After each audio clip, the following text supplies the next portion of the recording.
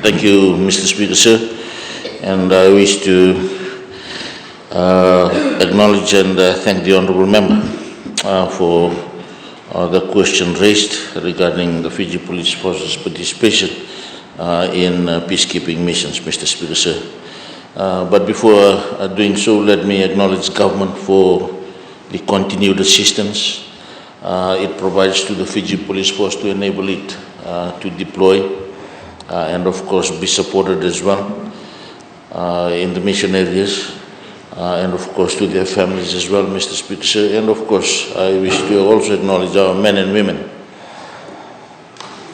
who are in peacekeeping missions, whether it be the RFMF or the Fiji Police Force. I wish to acknowledge all of them again today, and of course their families as well for their support. Mr. Speaker, sir,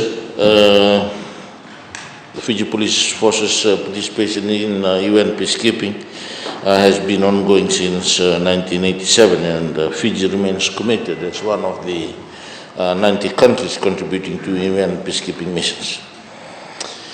The critical mandate in the mission areas, particularly for our police officers, include providing support to the host state police, protecting civilians, UN staff and facilities, whilst assisting with capacity building and training.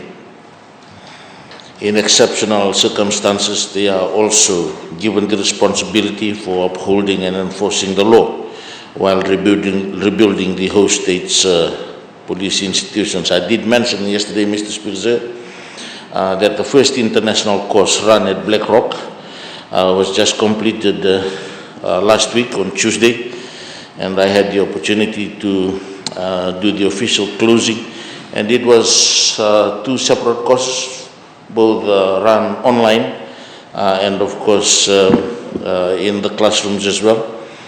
The two courses were on the protection of children and the protection of civilians during conflicts, and of course in humanitarian work as well, Mr. Speaker, sir. And I'm thankful that places were allocated to the Fiji Police Force as well. We had 2 female officers participating and 2 from the Fiji Correction Services as well, Mr. Speaker, sir, apart from the 2 Australian officers and the Fijian officers and senior NCOs who were part of the course. Mr. Speaker, sir, currently a total of 29 officers are serving in the following mission areas: in Sudan, UNMISS, where we have 21. In Abyei, we have 1. In UNITEM, Sudan, we have 1.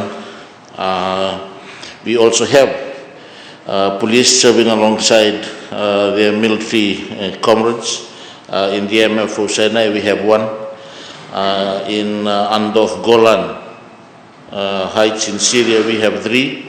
And Unami, Iraq, we have 2. I also wish to mention, Mr. Speaker, said that the Fiji Police Force is in the process of preparing for another United Nations Selection Assistance and Assessment Team, or the UN SAT, awareness to all officers eligible for UN peacekeeping missions. In order to fulfill the quota of having at least 25% females in each contingent, the Fiji Police Force in its awareness sessions will be encouraging the participation of more women officers in order to qualify for deployment in mission areas in the future as well. I must mention, Mr. Speaker, said that the Fiji Police Force is proud to inform this August House that Fiji has been meeting and exceeding the requirements for female officers participation, particularly for the last 3 years. And at the same time, I wish to again congratulate particularly our women.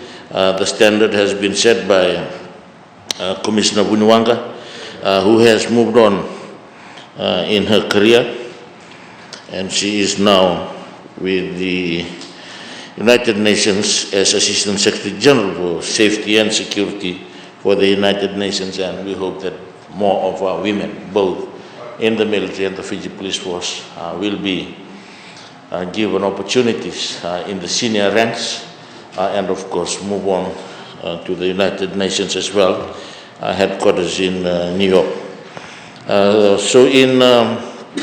If I may just summarize again, I've talked about the 29 deployments. In UNMISS, in Sudan, we have 14 males and 7 females. So we have a total of 21 in Sudan. In Libya, we have 1. In MFO Sinai, we also have 1. We have Golan, 3. And of course, in Iraq, we have 2, a male and a female. So in total, Mr. Speaker, sir, of the 29, we have 21 male and 8 female. Again, I wish to acknowledge the Fiji Police Force, the Commissioner and the team for the excellent work in preparing our